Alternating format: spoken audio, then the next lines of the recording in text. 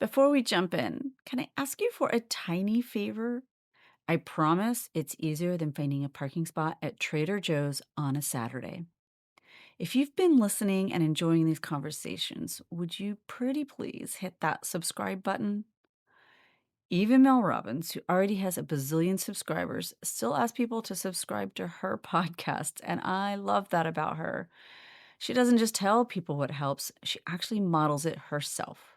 Doesn't she often say, if you don't ask, you don't get? So I'm taking her lead.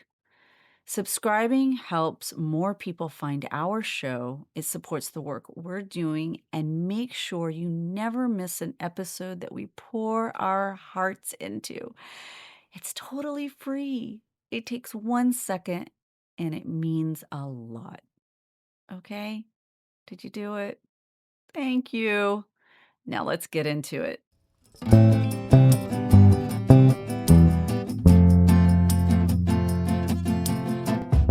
Hey everyone, welcome back to Best Friends at Work. Today we're diving into one of the biggest questions shaping our near future. What does work look like in the age of AI? Our guest, Beth White, is a leader in ethical AI and the founder of MeBeBot.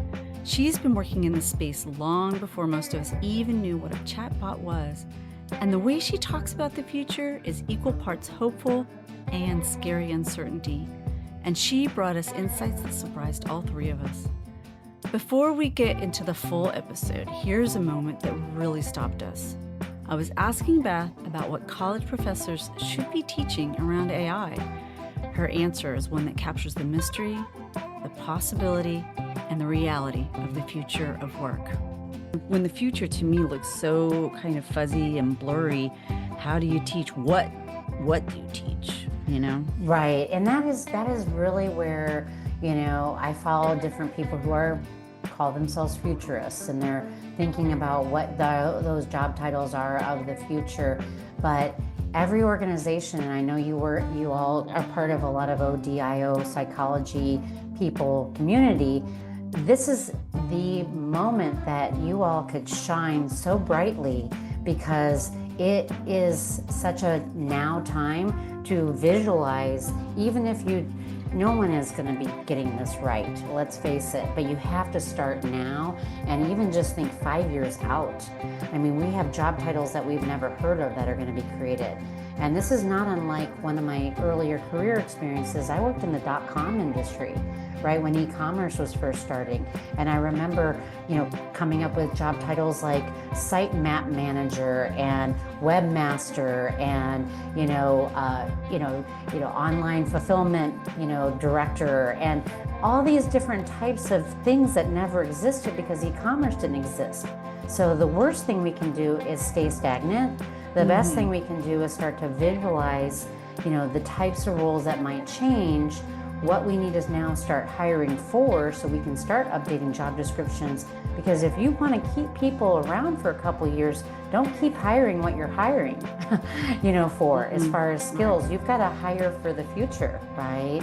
And that's the toughest part, is getting people's brains around what is the future going to look like if your coworker is an AI agent and you're actually managing the agents as part of your role and applying supervision, human supervision on AI.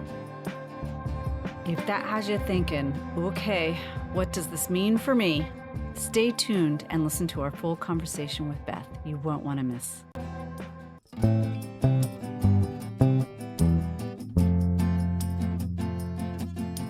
I'm Lauren Mask. Please join me and my best friends at work, Naomi Lippin and Mel Boyd Brown, where we invite experts to talk about work, life, and leadership, and how to do them better.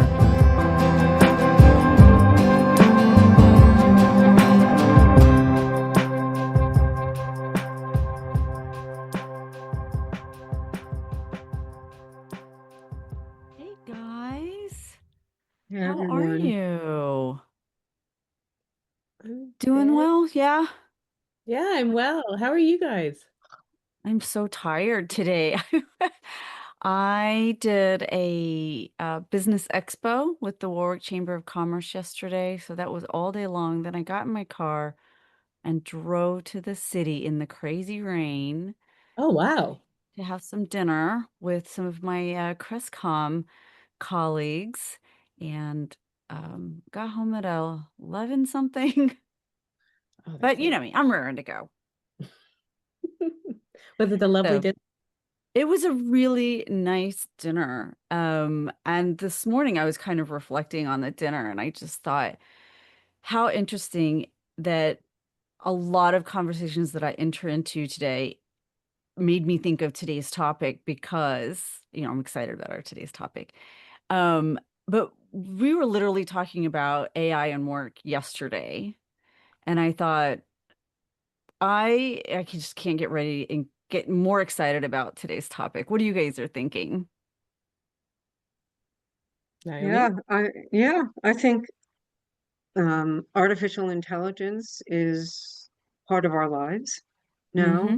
and it's, it, it's causing all kinds of feelings in people. Some people are really scared, uncertainty. Will it take my job? Will it overtake us as human beings? What will happen to us? I mean, it brings up a lot of existential questions around what does it even mean to be a human being? Um, what's what's the difference in AI, artificial intelligence and human intelligence? And so I'm also really excited to talk with Beth because she's been in the business for about 7 years. So she brings some history with it and curious to hear how she's seen things emerging, all of that stuff. So I'm really excited to talk with her. Yeah. I'd echo Naomi. Like, I'm fascinated for this conversation. It's coming up a lot in my client work.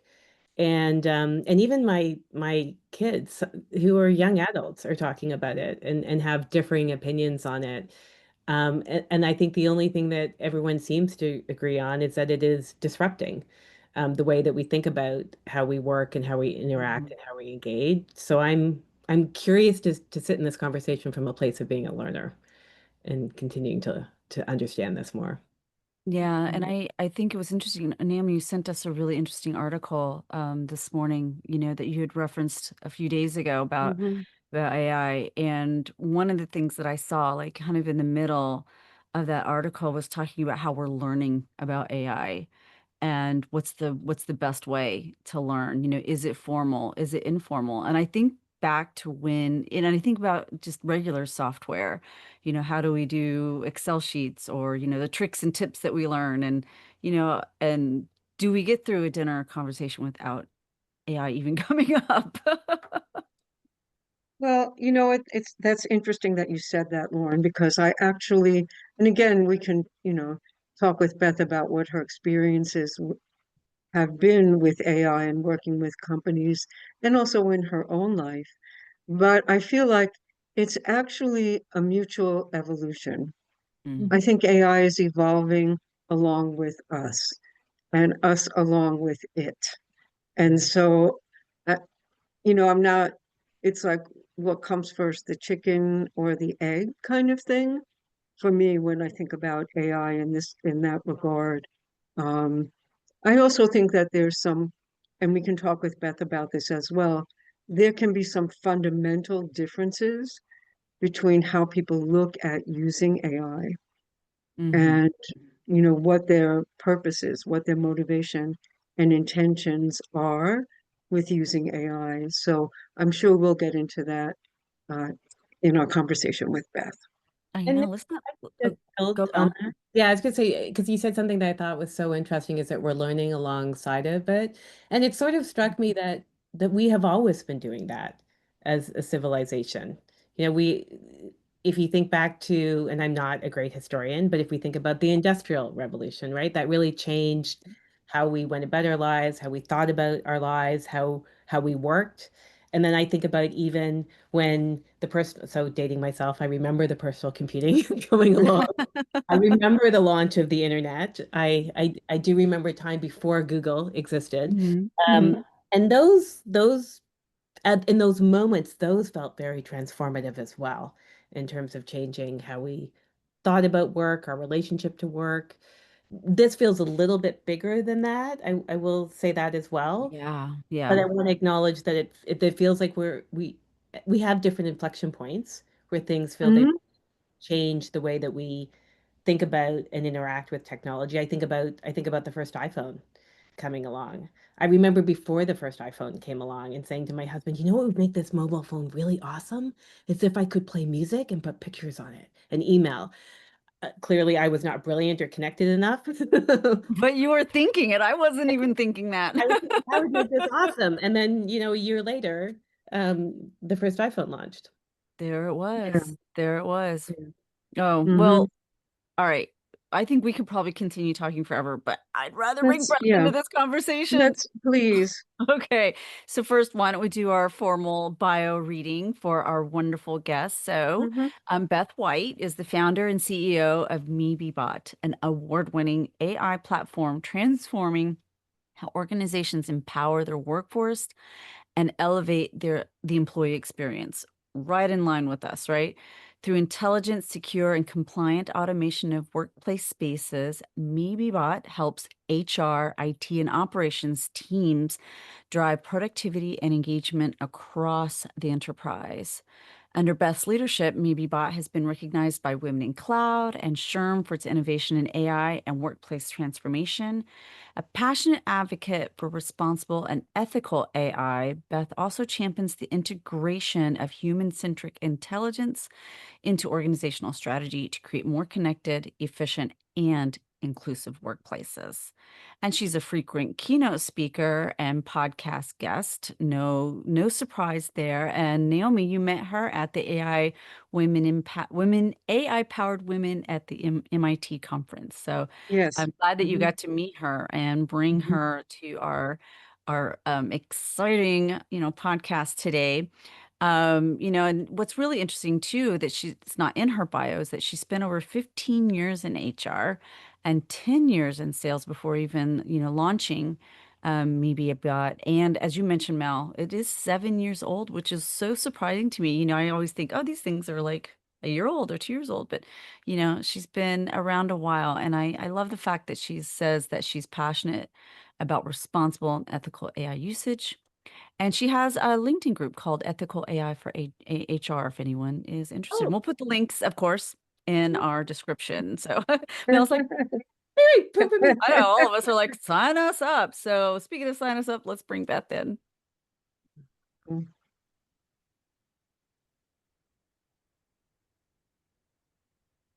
Hey there. Hey, Beth, we're so excited to have you. Good to see you again. Yes, it's great to be here today with all you. Thank you so much for having me. Absolutely. Absolutely. Of course. So why don't we just start at the very beginning? And that's the beginning of you, like me be bot. Like, where did it come from? How did you start it? How did you get the name? I know. I think you were mentioning you are very curious about the name. So let's start there. So the name MebeBot came to me when I started to see AI chatbots popping up on different consumer-facing websites. Like you go to your bank, account and you're looking up information and a chatbot pops up, or you're on with the Wi-Fi or cellular service provider. And I started to see these bots that were becoming more ubiquitous, in our experiences as consumers. And what I thought was really going to help shift the dynamic of people adapting and using technology like AI is if it's more about the individual, the person. And so the whole name of MebeBot came to me because I thought I really wanted it to be called, MeBot, that was taken, and then MeBeBot was not taken. And so that was where I put the foot forward and said, what is MeBeBot all about? Is MeBeBot lets me be productive, lets me be efficient, lets me be, understanding, my place within inside organizations. And that was really the whole conduit of what, my vision for MeBeBot was to become is a new digital front door to help guide an employee through their experiences within a company. And all the years I've worked in my early career, I started out working in HR. I moved to enterprise software sales, working in the retail tech community, learning how retailers really connected to their consumers. And we all know that great consumer experiences are really driven by awesome employee experiences. And so the whole goal was, how do we flip the model from what works as far as a consumer experience and connecting individuals to a brand or to a retailer? And how do we do that more with people inside our organizations and help make employees feel more connected to the overall values, missions, goals of an organization? But first, by starting from a place of serving their own personal needs. A lot of the Mm. inspiration is also Maslow's hierarchy of needs. You've got to start by helping employees understand how their basic needs are going to be met. They need to understand their pay and their benefits, and then they can evolve to the kind of person that can be really thriving with inside of an organization. Mm. A little bit of a long story to get there, but there's some thought that was put into it. So It Yeah. feels like you saw a gap in the marketplace for companies and how they communicated with their employees. Is that is that oh, what's like? yes. I mean, it was a huge gap. I mean, I left the profession of HR after spending over 15 years in it because I felt like there was a lot of antiquated processes and technologies and tools. Everything with inside organizations was being more invested into the revenue generating side of the business. And yet, companies were now exposed to having the ability to purchase more cloud-based technologies. I mean, if we all recall, there used to be an era of everything was an on-premise software license, which was a pretty heavy lift to have any kind of technology to help you with inside the workplace. And really the tipping point was the era of both mobile and cloud, when solutions were so easy to purchase and own by individuals or even companies that it became, I'll just use a word, a shit show with inside companies. Hopefully you don't mind that term, but They're all where good. We're all friends here. you have an employee who starts at a company, and what's the hardest thing of employee onboarding is getting people acclimated to the organization. But when you have a new hire and you're telling them, oh, you need to go to Expensify to submit an expense report, then you have to go to this system to submit a ticket to IT, then you have to go to this system to log in and see your payroll, and this is the other system you have to use for benefits enrollment process. It's overwhelming. I mean, Hmm. there was a Hmm. study done by Okta, who's one of the market leaders in the single sign-on technology that started to become a thing because you had all those different passwords for all those different systems. Hmm. And an average organization has about 400 different point applications that employees can use. And at the end of the day, I'm an employee at a company. I don't care that you have Expensify doing expense reports. I just know I need to submit one, or I Hmm. just know I need to enroll in the benefit plan or 401(k) or something like that. So why shouldn't I have just one place to go where I can get all my needs met?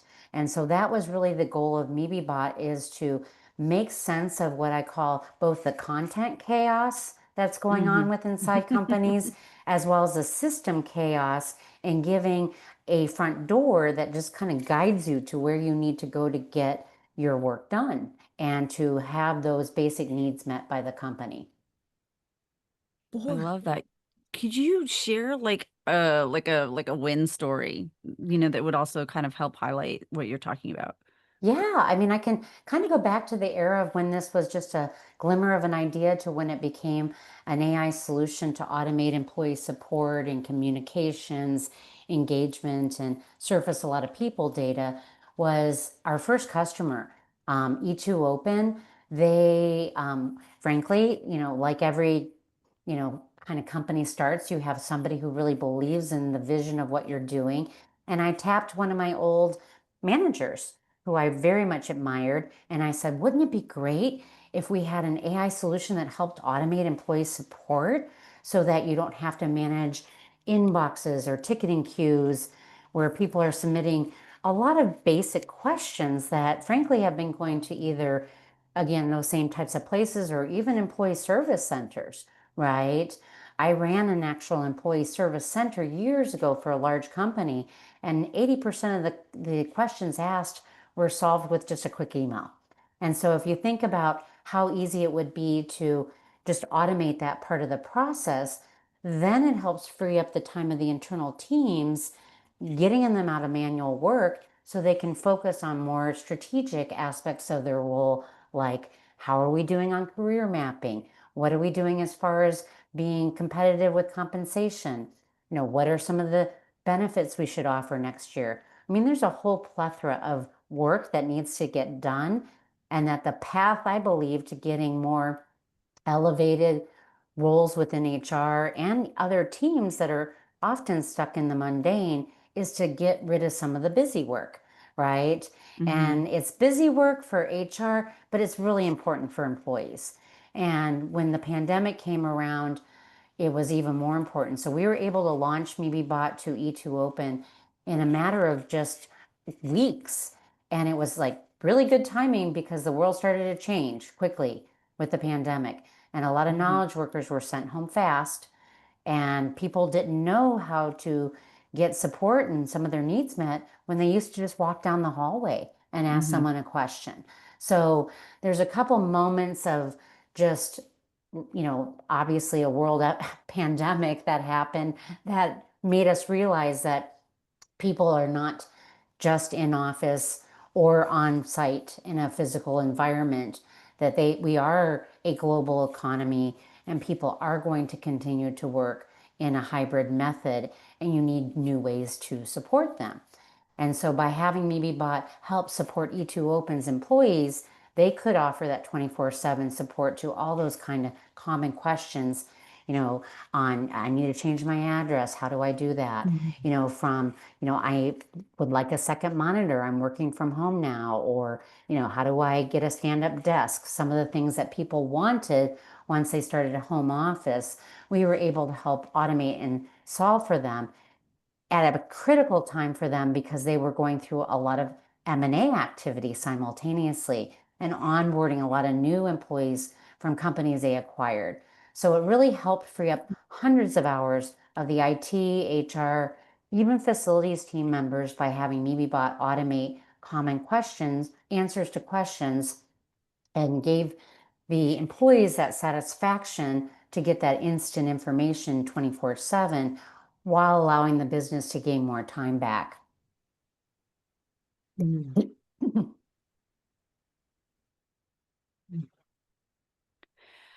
I think what's interesting about a lot of the things that you're saying is, automating the mundane tasks, right? And I think about it just from an employee standard, how I might reach out to HR and take, maybe even take 2 or 3 days to even get Mm-hmm. the answer of that mundane question.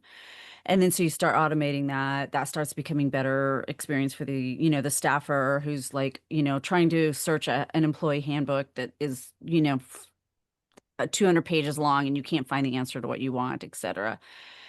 But it kind of starts to mean what I started to think about was that HR person. And do jobs change? Do jobs go away?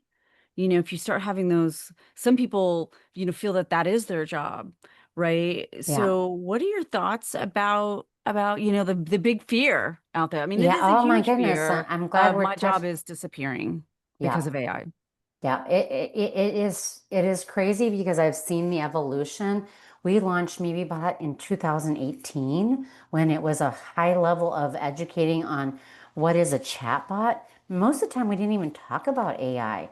It was always AI from day one. It was using natural language processing and machine learning pre-generative AI, which most of us think of it when we hear AI.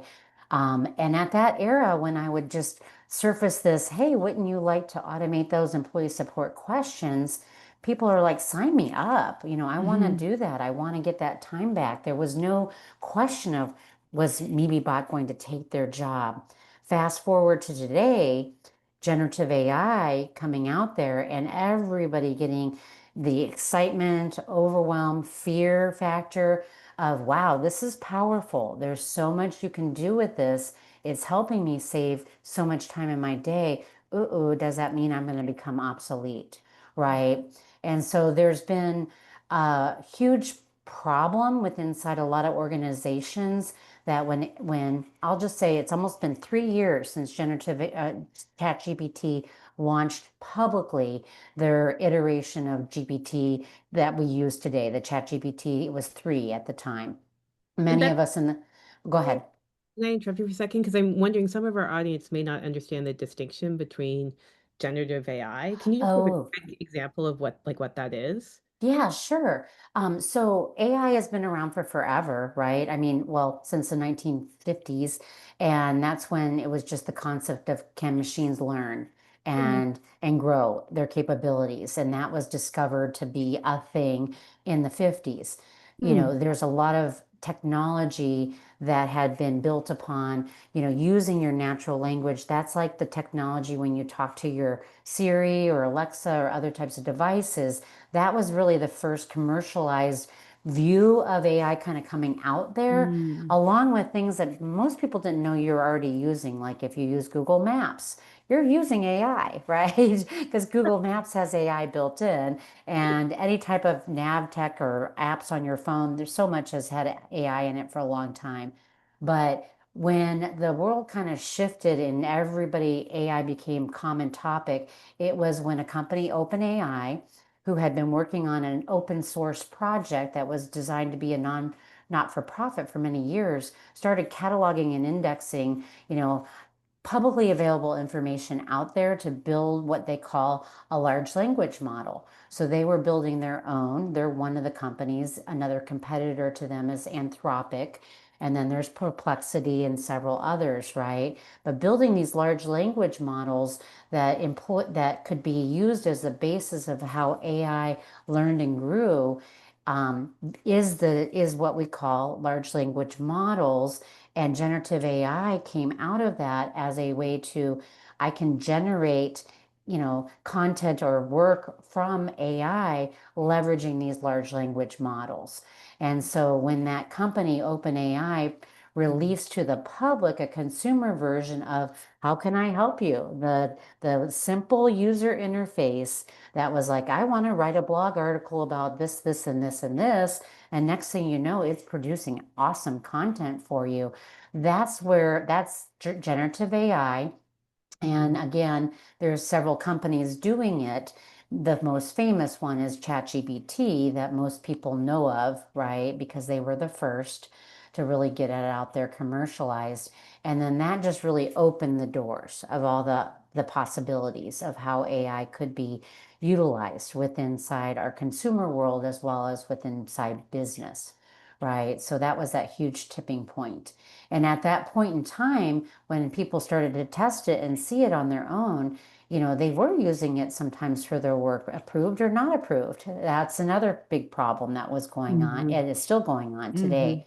And it's just been in the recent years that the power of AI to improve and do tasks from taking spreadsheets and analyzing data a lot faster than humans, that we did see a lot of different types of jobs that were heavily manual starting to be eliminated from companies, right? I mean, Amazon just announced this week 14,000 jobs Mhm. will be cut and it will be due to AI. And several, I mean, actually at the top of the list was HR roles.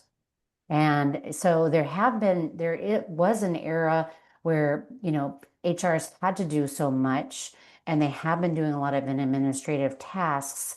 And the sooner that people flip and start to learn how to work with the AI, the sooner they'll frankly gain job security because you're going to be needed in order to work these AI solutions. But I do see that companies have their sights on jobs that are incredibly manual. It's always been the case. Industrial Revolution started this way, right? Yeah, Putting, exactly, right? screwing things Yeah. together. So, Mhm. um, What I think is so cool, let me preface because I'm just about to talk about job losses, and that's not cool. But what I think you're talking about, Beth, which I think is so interesting, is I read an article last fall in a national newspaper about a law firm who, because of AI, um, hadn't let go of hiring first and second years, but had been able to change what they were doing. So rather than first year law clerks doing a lot of the manual research, they were able to actually start getting them to do level like year two and year three work. So everyone in the firm was scaling up because a lot of the research work that they had done, they'd said, well, we actually can use AI to help us speed through this faster. We're not going to Mhm. not hire these clerks. We're going to just use them differently. Right. Um, And to come into those entry level roles these days, and this is a hot topic out there, is what's happening with college graduates, right? People in a Mhm. lot of professions, from the finance world to other things, where there were a lot of more entry level roles that frankly were a lot of manual work, where it was just learn the business and start to perform some tasks that are more mundane, frankly, while you learn and grow. Those are roles that are going away, but the roles that need to be taken over are those, like you said, those law clerks that come in, leverage AI and learn how to help, the partners within a law firm, by embracing the AI and ideally even teaching other generations how to use it as well, right? But what I see is true. But what I see Yeah. happening is there's a gap because you've got higher ed that's also struggling to understand AI and how they're going to embrace it into their curriculums. You've got some professors and educators that don't, that are fearful of like what does the future of education look like if students are leaning on AI so much so. But then at the other flip side, if you're not starting to train people within the higher ed world, about AI, they're going to be less likely to get those new jobs with inside companies because most job descriptions are going to start getting rewritten for the Oh, future of yeah. work. I have Hmm. I have 2 college kids right now, and Mel's got college age-ish type kids too as well, and, I was talking to my daughter the other day about it, and I said, you're a junior in business school. I'm really nervous about like what are they teaching you? Because I mean, the professors are our Hmm. age, and what do they know? What can they know to Yeah. teach? And I think we don't really kind of even know what the future landscape really looks like. I mean, we think about it, but I laugh and I look at my watch and I go, "Hi, I'm Dick Tracy." I mean, you know, Right, like that right, was a crazy idea, and we find it in fiction, but we can't really put that fiction into our real lives. So, right. when the future to me looks so kind of fuzzy and blurry, how do you teach what do you teach, you know? Right. And that is really where, I follow different people who are call themselves futurists and they're thinking about what those job titles are of the future. But every organization, and I know you all are part of a lot of ODIO psychology people community. This is the moment that you all could shine so brightly because it is such a now time to visualize, even if no one is going to be getting this right, let's face it, but you have to start now and even just think 5 years out. I mean, we have job titles that we've never heard of that are going to be created. And this is not unlike one of my earlier career experiences. I worked in the dot-com industry, right, when e-commerce was first starting. And I remember, coming up with job titles like site map manager and webmaster and online fulfillment director and all these different types of things that never existed because e-commerce didn't exist. So the worst thing we can do is stay stagnant. The best thing Hmm. we can do is start to visualize, the types of roles that might change. What we need is now start hiring for so we can start updating job descriptions. Because if you want to keep people around for a couple years, don't keep hiring what you're hiring, for as Hmm. far as Right. skills. You've got to hire for the future, right? Mm. And that's the toughest part is getting people's brains around what is the future going to look like if your coworker is an AI agent and you're Mhm. actually managing the agents as part of your role and Mm. applying supervision, human supervision on AI. And Yeah. it's interesting because in an article that Naomi sent to us, I looked at the very last page and it was centered around a lot of HR and it was talking about what are the future skills. And one of the future skills they were talking about was still critical thinking and the ability to write. It's so Mm-hmm. huge. Everybody's, going, oh, STEM, STEM, STEM, which of course is wildly important. But, we really need to be focusing on those critical thinking skills and really, because if you can't write the prompt, you don't get the right answer. If you're not asking the right question, you're not getting the right answer, right? Right, And how do you get right, to the right question? It's the critical thinking skills, right? for So sure. I want to just take a step back for a moment because all of that is really true to thinking about our educational system, which actually, which feeds our workforce, and the kind of the uncertainty of how Mm-hmm. things are going to evolve. We do, I think, two things. One is we know, to your point, Beth, that at some point there will be a machine and artificial and human intelligence working together, like really working Correct. together.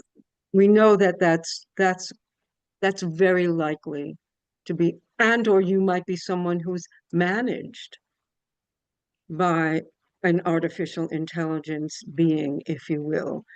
So I think for me, one of the most important things that we need to be teaching children is to understand how important it is to continue to grow and learn and to be adaptable, right? Absolutely. That's the And new and the skills superpowers. are right, the skills around that, the skills around resilience, the skills around how do you manage complexity, how do you manage uncertainty, right? Because those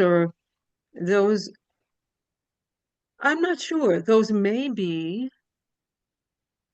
human, only human intelligence, or maybe not. I don't know. I do know that,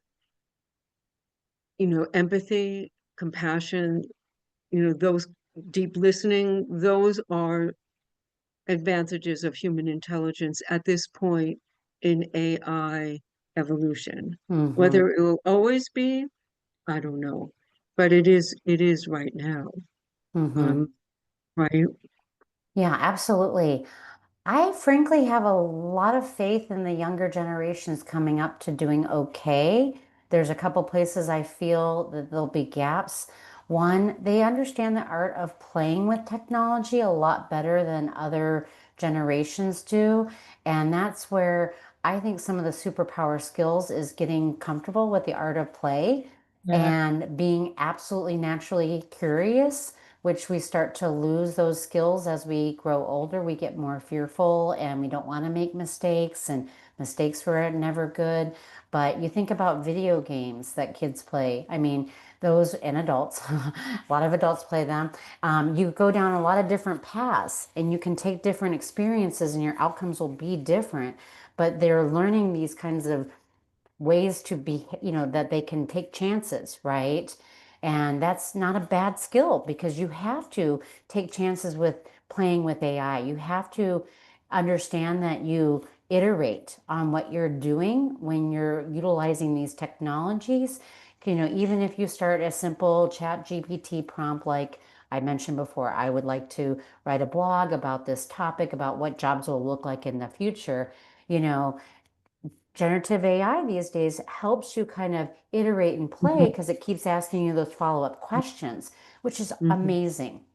The place that I think we're having some challenges is, in growing generations coming into the workforce, is the lack of ability to really write. Let me tell you, it's like, just the way AI works, and what always fascinated to me is it's linguistics based. AI is built on measuring outcomes by words being weighted averages and turning into number zeros and ones and numbers. And so if you actually have a good command of a language, whether it's, your native language, it doesn't have to just be English, of course, and you're able to use your command of language into prompt engines, which are the LLM's little box that what would Mhm. you like to do today? The art of writing a prompt is actually an art form at this point. It's science and art. And when people have been used to just texting, yeah, be right there, short six messages and not really flowing into, complete cognitive thought about what you want as outcomes, that's where the gap is right now in my Mm. mind.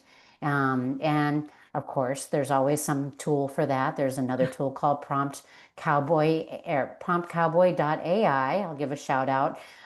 That if you are a sloppy prompt writer and you just have some ideas, you can throw it into Prompt Cowboy and it will actually generate a better prompt that the LLM or generative AI Mm. system will like better, right?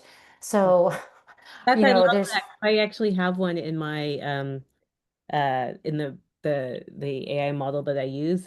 One of the agents is a prompt writer. And okay, and it was, yeah, oh, that's helping me be better. Like, And then me who likes writing is like, well, I don't know. I want to like craft it myself.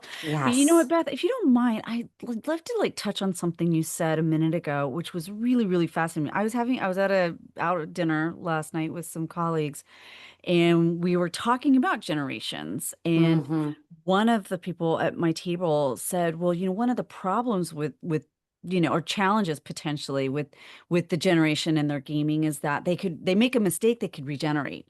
They make a Mm-hmm. mistake, they could regenerate. But Mm-hmm. the real world often has real world consequences. So I Mm-hmm. think there's like learning the balance. Like, how do we teach them the difference between this is an okay place to make a mistake and this is not the place to make mistakes? And leaders also realizing that I love the play. Mm-hmm. We have a podcast right before this one. It's all about how the importance of play. So I love that you mentioned Yes. this would be nice, Yeah. nice little segue here. Yeah. But leaders also need to learn to like like like we need to be okay with making mistakes and trying again. Yeah. There's a great story about 409, the cleaner, and how it Mm-hmm. got its name. Mm-hmm. It's because it took 409 tries for them to get their formula right. Got But it. if they were dependent upon getting that formula right the first time, right? Right. So I Right. love the idea that they want to experiment and come up with whatever. I think the challenge might be, what can companies do? What can leaders do to Right. allow for that, right? Right. And I'm that's really where a lot of the evolution in jobs and roles in the future is going to be more people have skills and and what you're working on has an outcome. So if you think about it, if you're over here with your skills and your talents, but you at least know, I call it the North Star, or the outcome you're trying to achieve, that's the way people can get to realizing the places that they can make mistakes or try or iterate along the way. I'm a big believer in human design thinking and centered design around iteration, right? So a lot of companies have just been running on sort of out of date models of like our revenue goal is this. Okay, great. That's the outcome you want to do get to. But what do we have to do to get into it? So to back into it. So it's almost like reverse engineering, the concepts of, work and making sure everyone is clearly focused on outcomes, which we've always called as goals. But I think outcomes need to be like goals, very specific, measurable, but they may have other attributes to them that typical goal or KPI writing doesn't have today. So I mm, think that's even going to kind of shift a bit. So it gives evolution. people a little bit more latitude to kind of iterate and make things happen.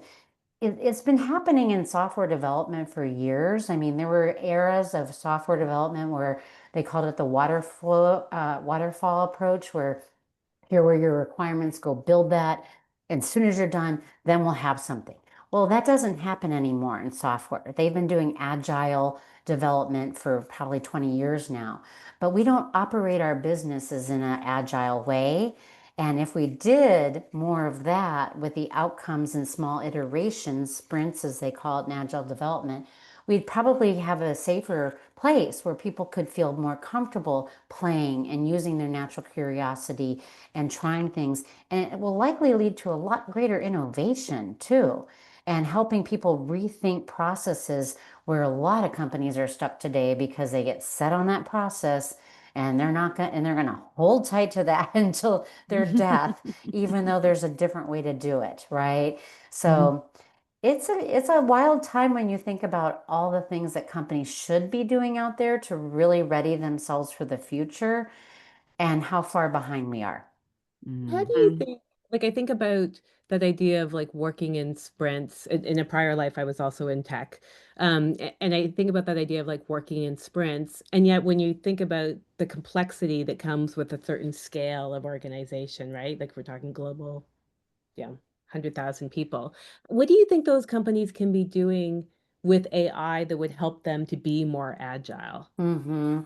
Well, a lot of them are doing that I mean, I've seen some great use cases and examples of how that art of play is coming into workplaces. It's hackathons. I have never heard so many more companies saying, oh, I mean, I literally had someone tell me today, we're having Friday off because we're doing a hackathon.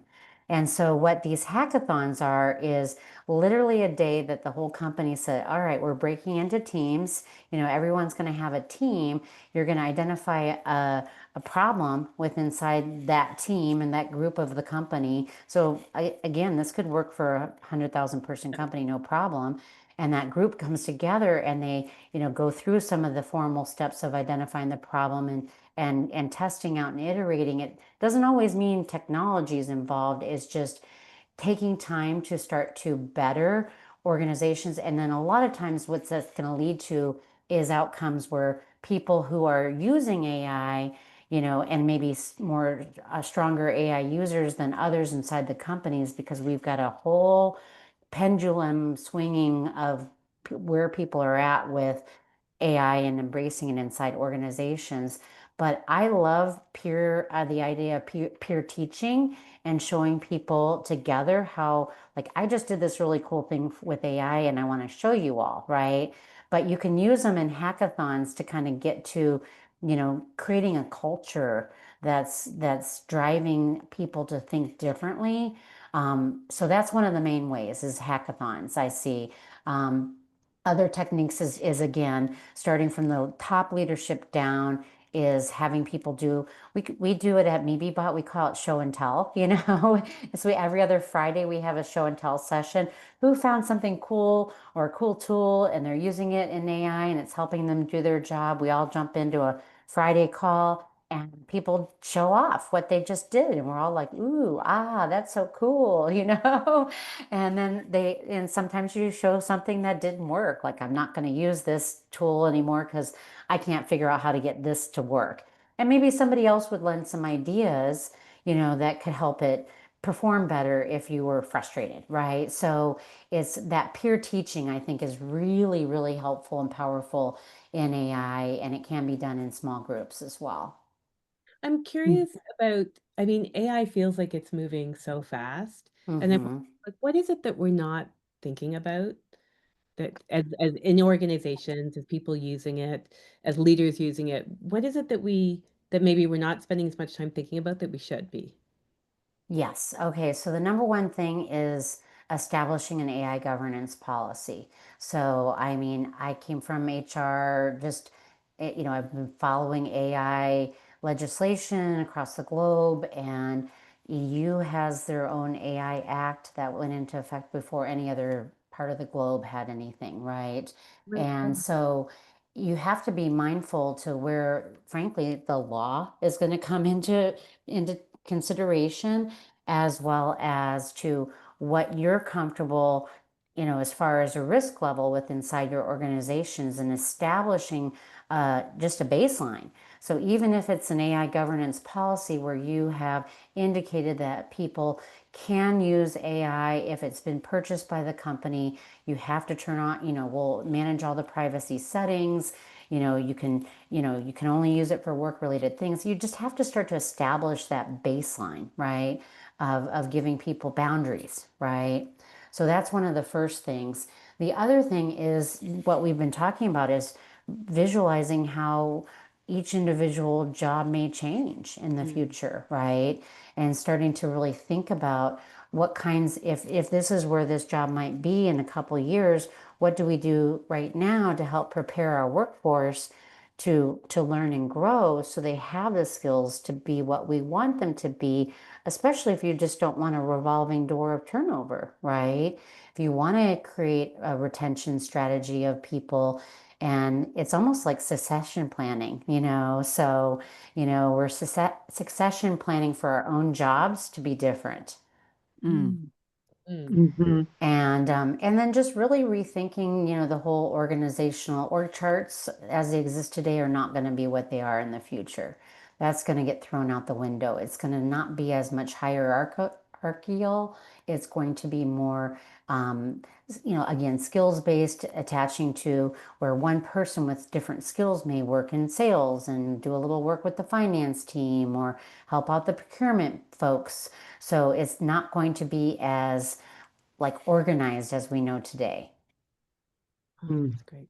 Yeah, that brings up this sort of question, if you will, that was sparked by this article that I shared with Mel and Lauren that spoke to research so far in AI, right?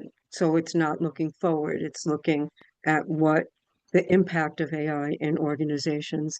And while AI has absolutely increased individual productivity and efficiency, it has not really touched the issue around people still working in silos or departments working in Mm-hmm. silos, and the issue around the need for AI or no AI, the need for increased collaboration and cooperation between departments and people. And in HR, right? Lauren and I and Mel, right? We know what's the biggest issue? It's people and people, right? Right, It's right. communication between people, right? It's conflict. It's all of those human dynamics, right? And so I'm curious about your thoughts about how you see AI playing into that whole sphere. Of just humans in the art. I'm sorry, just humans in the art form of playing with like just the art of playing, or No, no, not play, although play is part of it. I'm sorry I wasn't making myself clear. oh no, that's all I right. think I think it's more AI so far, according to this research, and your experience may be different, has not really impacted the capacity within organizations around collaboration. Yeah, I'm around collaboration. I mean, that is, I think, because we're all stuck a little bit in our silos and we haven't really started to break free. I don't know the article you're specifically referring to, but I could give a counter story of something that has been a big success and has really kind of made the rounds as far as people talking about it, which is Mhm. Moderna. Moderna made a very conscious decision about 2 years ago to merge the IT and the HR team together. And the head of that whole group is the CHRO leader, right? And that was a Mhm. big first move effort to start to break down one massive silo that I think happens in organizations that directly impacts the employee experience. Because a lot of times, frankly, IT teams are great at implementing a lot of tools and just like, here's a tool, go use it. Then you've Mhm. got the HR people going, well, wait a minute, we need to teach people, we need to think through how's this going to impact what X, Y, and Mhm. Z. And there's not a lot of cross collaboration. So that's a great example. And let me tell you, it's been talked about at a lot of conferences I've been at because this has been a desire from, I think even the I follow a lot of the IT, kind of communities as Mhm. well. They want it too. They don't Mhm. want to have all the burden be put on them to try to visualize what every individual group's business requirements are. They want it, but yet at the same time, they have their area of expertise. And so the strongest companies today are building out cross collaboration committees. There are a lot of AI steering committees and AI strategy committees that involve different stakeholders from every aspect of the business where they're coming together to try to visualize a new organization where they break down more and more of those silos, right? So I think there's efforts being made in that direction. One thing that nobody talks about is it's always follow the money. And to me, I think the biggest problem is budgets. And Mm. that's why I think people have become kind of me, this is mine, in a particular department is because if, for example, IT has now started to get a lot of the money for almost everything that's purchased technology wise in the company. Where years ago, if I was in HR, I could purchase my own technology without having to consult IT. Those days are kind of gone because people were over purchasing software that was a redundancy and there wasn't a lot of oversight. And so it's this, I think the first thing that really has to happen in companies is to get rid of, budgets being in specific silos, because the whole budgeting process is creating that culture of we're on our own out here and this is Mhm. my business to manage and my money to manage.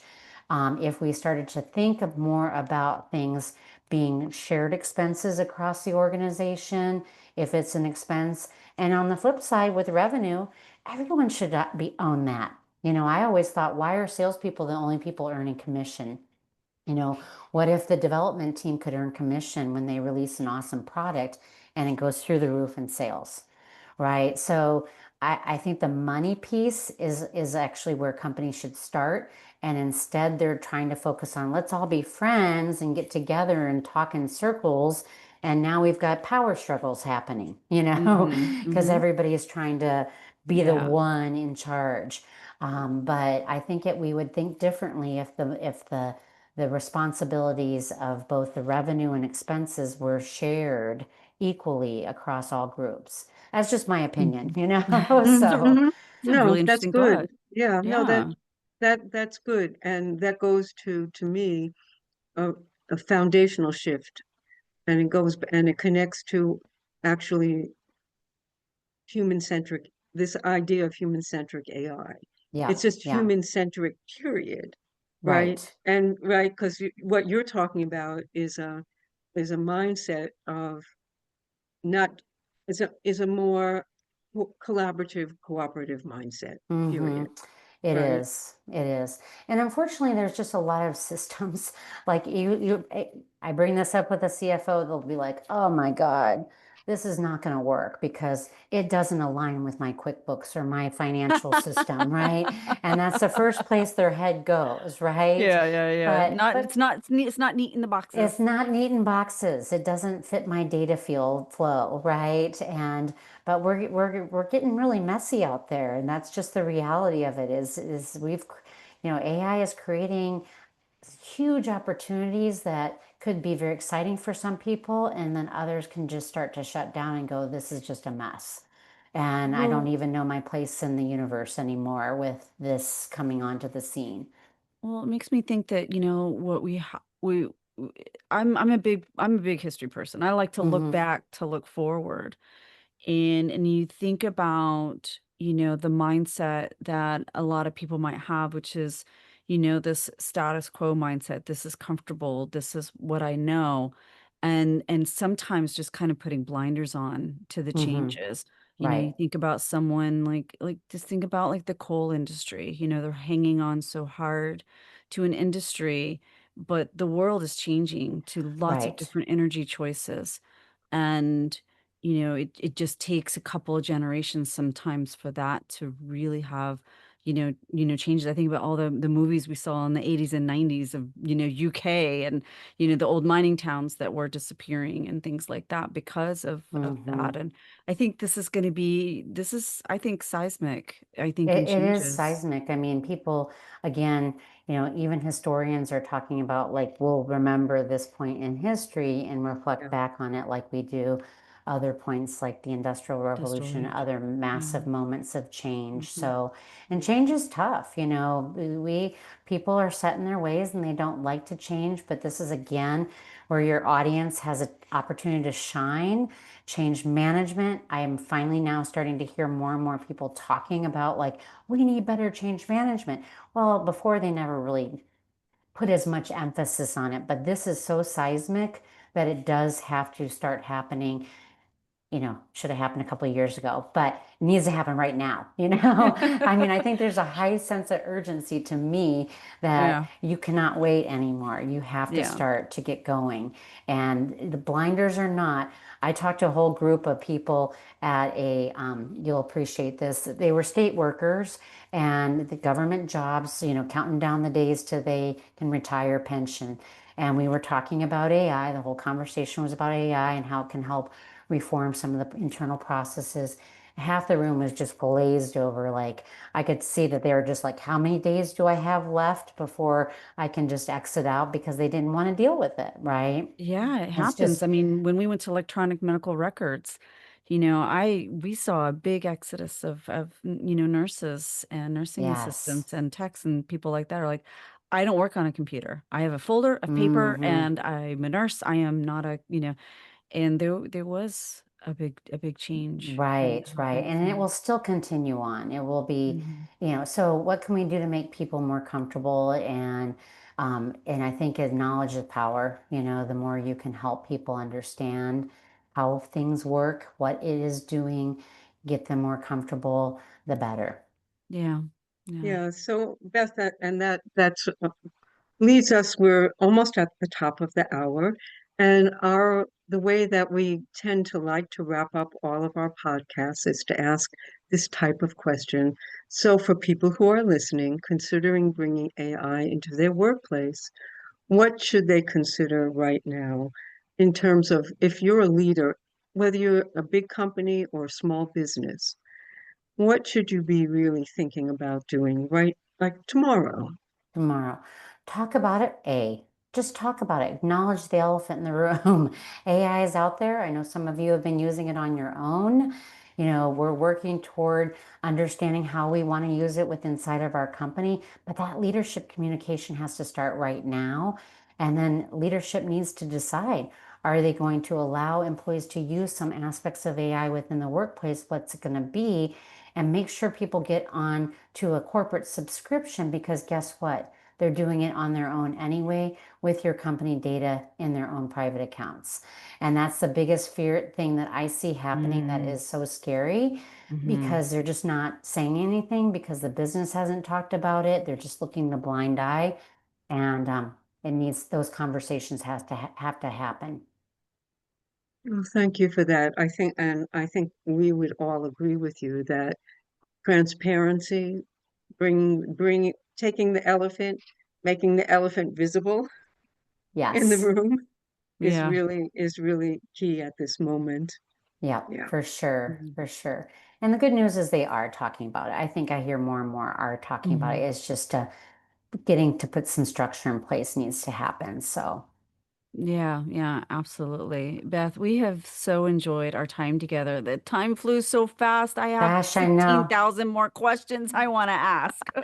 Well, So there's many just a things we lot didn't get happening in onto. So this we'll have to do this area. again. Yeah. Well, thanks so much for having me. And I really hope this information was helpful to your community. Well, Awesome. thank you Thanks, so Beth. much, Beth. Really, thank you. Okay. Appreciate your time. I really enjoyed Take it. care. Bye-bye. I could have kept going. I had so many Oh, questions. I had so many questions too. Yeah. Hmm. Yeah. I feel like She's we just scratched the surface, right? What were you saying, Naomi? no, I just, she brings so much more actual live life or work experience with AI than at least for me, at least me for sure. Hmm. Um, and so her, the knowledge and the experience that she brought to our conversation was eye-opening to me. The Yeah, things, for from an sure. HR, even from an HR perspective, really thinking about the impact on how our companies tend to be organized, right? Like this Hmm. instead of Hmm. like this. Um, Now, I'm sorry, I don't remember her name. The woman that a friend of yours that we had on our podcast from Was it Canada, was it Oh, Jen Nash? Jen Nash? Nash. Thank you. Because there's some connection between what Jen Nash was talking about and what she's talking and what Beth was Hmm. talking about in terms of organizational structure. Yeah. And Yeah. Yeah, that's a good connection, Naomi. I like I that for didn't remember sure. her name. I just remember the But you see nonsense. there was a connection there. You know what? That's all right. I don't remember what I had for breakfast, Naomi. So like it just happens. I think what's really what to me is interesting now is that being, a workplace psychologist, a coach, a trainer in leadership development, et cetera, I feel like my world has always been around, people and, people and people and people. And tech was sitting over here and people were sitting here. And what I'm starting to see now are those conversations, are starting to meld. It's like, well, it's just really, really fascinating to me. I feel like it's such a huge, huge topic. And, um, you know, we, I don't, my brain's going, what? Yeah. Yeah, I mean, it's interesting what you were saying that, and and it's true. And Lauren, you brought this up, and Mel, I'm sure you've seen it too, that and when people of a certain age that are very close to retirement, let's say in the scenario that Beth was sharing, and then there were some people who were just their eyes were glazed over and they were just counting days till they could retire. What they don't realize is that you can retire from your work, but there's no getting away from AI, Mm-hmm. really, right? AI is we can talk about it within the context of work, and it's also how it's integrating into our lives, period, right? Oh, And yeah. so unless you are someone who chooses, and people do, and that's fine, no judgment. Sometimes I wish I could do this, just go completely off the grid, Off the grid. right? And live like that. Our lives will become more and more intertwined with Yeah, AI. that's a great call out, Naomi. You can't What were hide. your thoughts, Mel? I can see the gears grinding. I thought it was really fascinating, and I agree with your observation about like the tech and the human coming together more distinctly or in a more integrated fashion than perhaps we've thought about them in the past.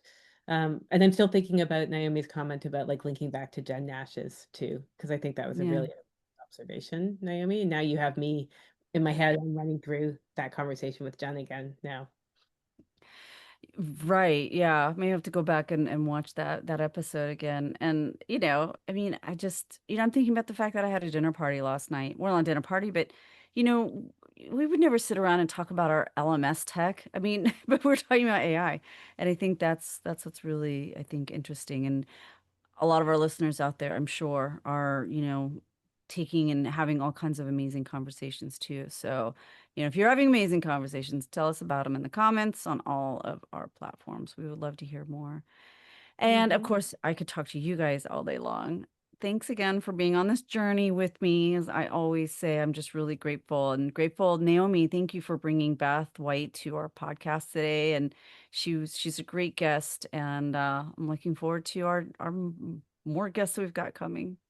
So thanks, guys. And have a Bye. wonderful rest of the day, rest of the week. And we'll see you at the next recording.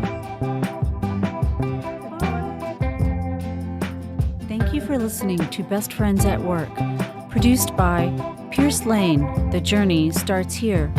Music by Ryan McCaffrey.